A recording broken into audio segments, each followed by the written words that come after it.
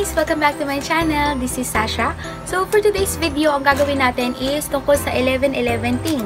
So, ewan ko rin kung ano yun, kung bakit tinawag yun na ganon. Basta ang alam ko lang guys is nagsisimula na yung mga online website or online store na magkaroon ng sale since magpapasko na. So, for today's video, ang gagawin ko ipakita sa inyo is very quick haul lang kasi this is not a beauty products related actually.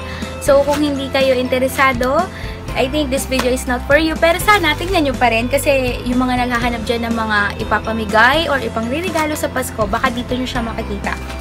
So, guys, today, natanggap ko yung aking package from Lazada. So, this one, yan. Nakalagay dyan is Online Revolution Sale. Tapos, ito yung nakalagay na 11-11 thingy. I think this is represent para malaman ng mga tao na sale sila. So, ito na yung dumating sa akin na plastic.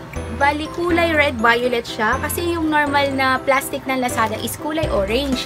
Tapos, nakalagay, ayan, sa taas, Online Revolution Sale. So, ito na yung 11.11 thingy. So, I think ito yung nagsasabi sa atin or nagre-represent na sale na sila, na nagsisimula na yung sale nila kasi nga magpapasko na. So, this is not a beauty-related item, guys. So, kung hindi kayo interesado, pero sana, tignan nyo pa rin talaga. Then, so since hindi nga ito beauty-related item, pero baka dito nyo mahanap talaga yung mga pwede nyo ipamigay sa Pasko. So, ganyan ang itsura ng plastic niya. Then, nandito sa likod yan, yung mga address and your name, kung paano siya, and kung magkano yung binayaran mo. So, pupuksan na natin siya, guys. So, since medyo quick ko lang to, then kailangan mapakita ko siya agad sa inyo. Mapyan ko na, oops, kasi may iba rin akong in-order sa ibang shop. Pero, ibang shop or ibang online store rather. Pero hindi pa kasi sila dumadating. Ang bilis ka na Lazada. Actually, guys, na-order ko ito ng 11 talaga, November 11. Tapos, anong date ngayon? Ngayon siya dumating. So, ang bilis nila kasi normally pag ganyang sale, diba, natatraffic din yung mga items natin. So, ito medyo maingay ako, guys. Sorry. so, ito na siya, guys. So, our first thing is, so, bubuksan ko siya. Ay, bago pala yun, guys, ipapakita ko muna sa inyo yung resibong kasama na laglap.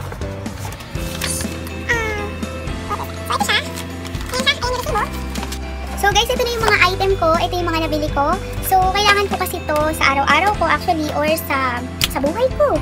So, ito yung una. Dito muna tayo mag-start. This is A7 Action Cam. So, normally 700 ito. Then, napili ko na lang siya I think ng 499 or 500 pesos.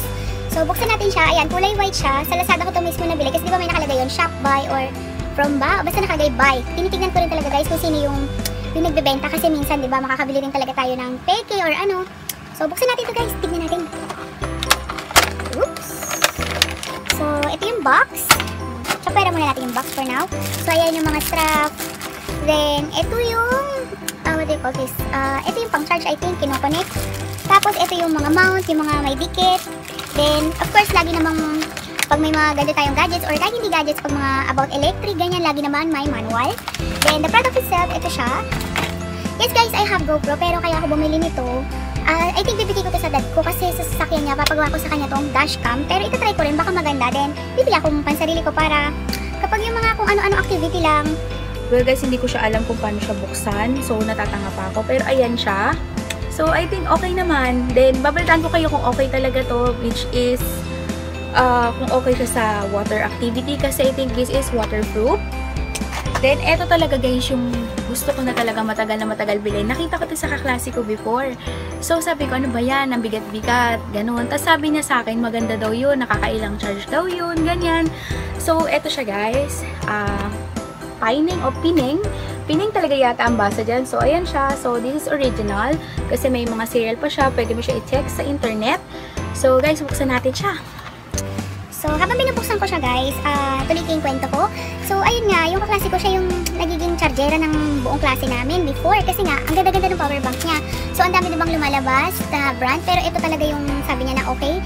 So, ang tawag nila dito pala guys is Monster Power Bank. Kasi nga, grabe siya. Siguro dahil heavy nga rin siyang buksan. Or heavy talaga yung weight niya. So, ito siya guys. Buksan na natin ha. So, ayan. Ayan yung loob. Baka bumagsak. So, ayan. Ayan siya. So, ang kinuha kong color ay black and red. So, ito guys, syempre, yan na tayo, diba? May manual. Ayan, normally manual uli. Tapos, check natin kung meron pang ano sa loob.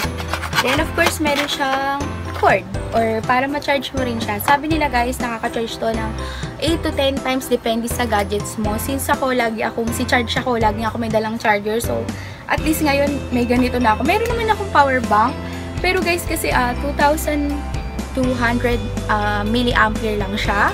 So, sobrang isang charge lang yun sa phone ko, pang emergency lang. Eh, ngayon na mahilig na ako mag-video, mag-vlog, kailangan ko na talaga ng aking sariling power bank na malaki.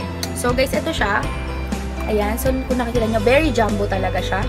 So, ayan. Guys, ano siya? What do you call this? Heavy. Pero yung plastic yung unahan niya, well, I think plastic naman talaga lahat. So, ayan, may nakalagay sa likod niya yung mga cereals and something. Tapos, this is 20,000 milliampere. So, I think matagal ko talaga itong magagamit and matagal akong malulobat dito ilang gamit or baka buong pamilya ko pwede na mag-charge sa akin pag brown out, diba?